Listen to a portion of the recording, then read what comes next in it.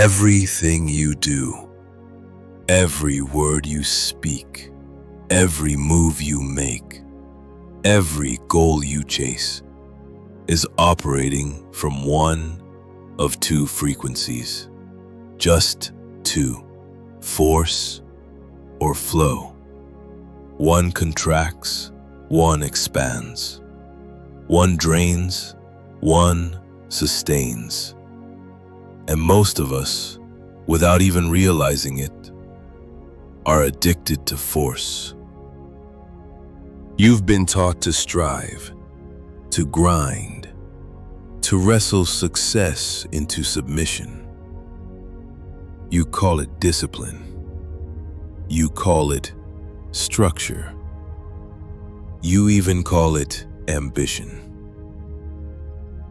But the nervous system calls it something else: threat. Because when you operate in constant intensity, rushing, controlling, pushing through, you're not working with life. You're working against your own biology. Studies in polyvagal theory show that when the body perceives pressure, even self-imposed, it triggers subtle states of defense: tightened breath, shortened attention span, increased cortisol. And here's the paradox: the more force you apply, the less energy you have. The more strategy you add, the more static you create. You're achieving, but not resonating. You're winning, but you're wired.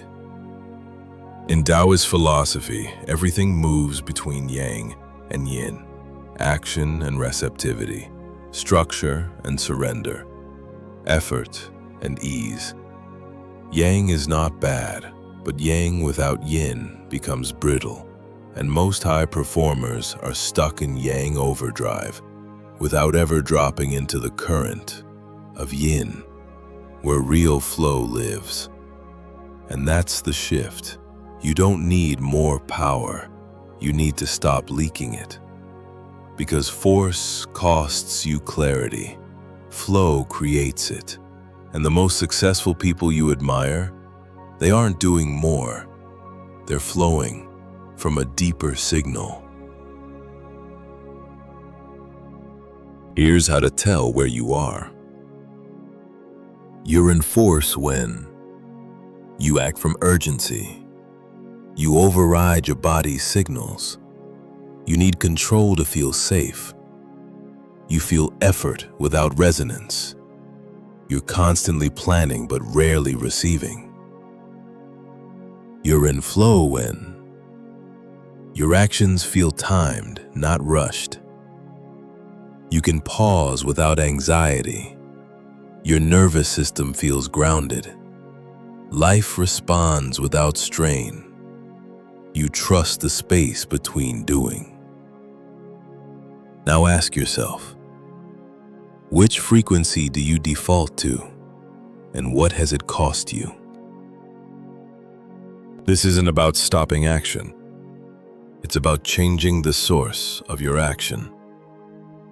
Here's how to begin. 1. Start with the body, not the calendar. Before you plan your day, check your breath.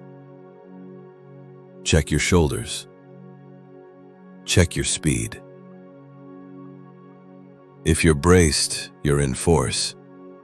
If you're grounded, you're in flow. 2. Use the yin pause.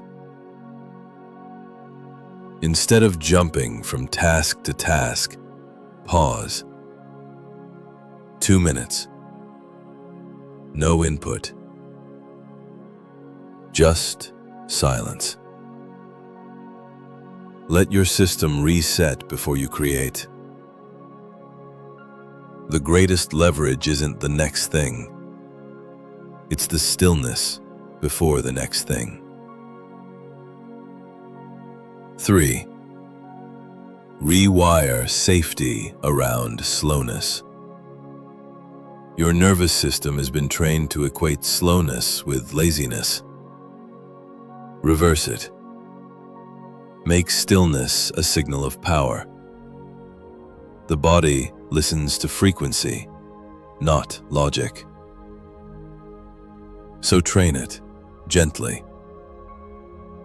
I don't need to rush to be effective. The moment you stop choosing force, you begin to feel something strange and familiar. More gets done, with less noise. You stop proving. You start tuning. Ideas arrive in the space you used to fill with overthinking. Decisions simplify. You meet life, not manage it. This is not passivity. This is energetic precision. And every time you feel the urge to control, you remember. Force collapses timelines.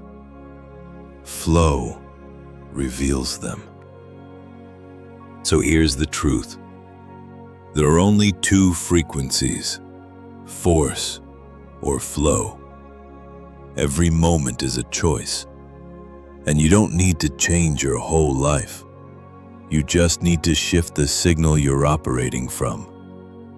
Don't push harder, tune deeper, because what flows from you returns to you, amplified.